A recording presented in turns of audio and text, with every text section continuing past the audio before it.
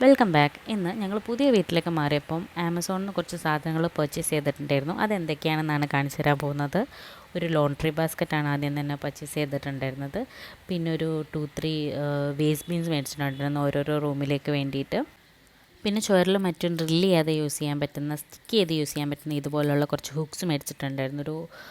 ഇതുപോലെ ഒരു 15 എണ്ണത്തിൻ്റെ സെറ്റായിരുന്നു ഞങ്ങൾ മേടിച്ചിട്ടുണ്ടായിരുന്നത്. പിന്നെ ഇന്നവേഴ്സ് മറ്റും ഓർഗനൈസ് ചെയ്ത് യൂസ് ചെയ്യാൻ പറ്റുന്ന പോലത്തെ ഇതുപോലെ വാർഡ്രോബിൽ ഹാങ് ചെയ്ത് വെക്കാൻ പറ്റുന്നൊരു സ്റ്റോറേജ്, പിന്നെ ക്ലോത്ത്സ് ഡ്രൈ ചെയ്യുന്നൊരു സ്റ്റാൻഡ്, പിന്നെ സിങ്ക്, വാഷ് ബേസിന് അങ്ങനെയുള്ള കാര്യങ്ങളൊക്കെ ക്ലീൻ ചെയ്യുന്ന ഒരു ചെറിയ ബ്രഷാണ് വാങ്ങിച്ചിട്ടുണ്ടായിരുന്നത്.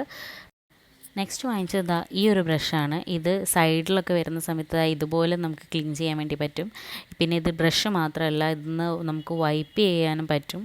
വൈപ്പർ കം ബ്രഷാണിത്. ഒരു കോംബോ പോലെയാണ് വരുന്നത്, അതായത് അറ്റാച്ച്ഡ് ആയിട്ടാണ് വരുന്നത്.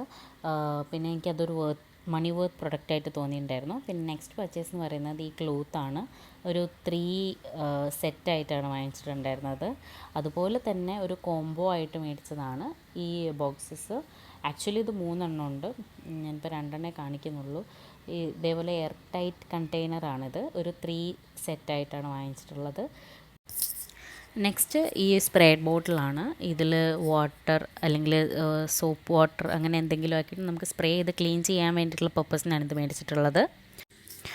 നെക്സ്റ്റ് വാങ്ങിച്ചത് വാഷ് ചെയ്ത് വെക്കുന്ന പാത്രങ്ങളിലെ വെള്ളമൊക്കെ ഡ്രെയിൻ ചെയ്ത് പോകുന്ന പോലെ ഒരു കണ്ടെയ്നറാണ്. ഇതിലൊരു ട്രേയും കൂടി വരുന്നുണ്ട്.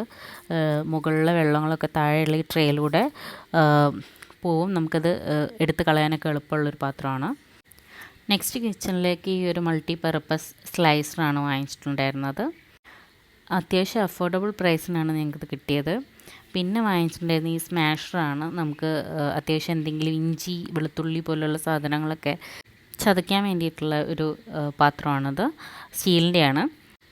നെക്സ്റ്റ് വരുന്ന മസാല ഡബ്ബയാണ്. മസാലാസൊക്കെ ഒന്നിച്ചിട്ടിട്ട് നമുക്ക് കുക്ക് ചെയ്യുന്ന സമയത്ത് എളുപ്പത്തിന് എടുക്കാൻ വേണ്ടിയിട്ടാണ് ഈ മസാല ഡബ്ബ മേടിച്ചിട്ടുള്ളത്. നെക്സ്റ്റ് വരുന്നത് ഒരു ഷൂ റാക്കാണ്. ഒരു 5 ടയർ ഷൂ റാക്കാണ് മേടിച്ചിട്ടുള്ളത്. പിന്നെ ഈ കാണുന്ന മാറ്റാണ് വാങ്ങിച്ചിട്ടുള്ളത്. നല്ല കംഫർട്ടബിളുമാണ്, ഗുഡ് ക്വാളിറ്റീൻ്റെ മാറ്റുമാണ് അത്. പിന്നെ വാങ്ങിച്ചിട്ടുള്ളത് ഈ കാണുന്ന ലാർജ് എയർ ടൈറ്റ് കണ്ടെയ്നറാണ്. നമുക്ക് റൈസും മറ്റു കാര്യങ്ങളൊക്കെ ഈസി ആയിട്ട് കീപ്പ് ചെയ്ത് വെക്കാം. അത്യാവശ്യം എയർ ടൈറ്റാണ്. എഗെയിൻ ഒരു മാറ്റാണ് വാങ്ങിച്ചിട്ടുള്ളത്. ഇതും കംഫർട്ടബിളാണ്. വീഡിയോയിൽ പറഞ്ഞ എല്ലാ സാധനത്തിൻ്റെയും ലിങ്ക് ഡിസ്ക്രിപ്ഷനിൽ കൊടുത്തേക്കാം. നിങ്ങൾക്ക് ഏതെങ്കിലും വേണമെങ്കിൽ നിങ്ങൾക്ക് നോക്കാവുന്നതാണ്. നിങ്ങൾക്ക് വീഡിയോ ഇഷ്ടമായെന്ന് വിചാരിക്കുന്നു. Thank you.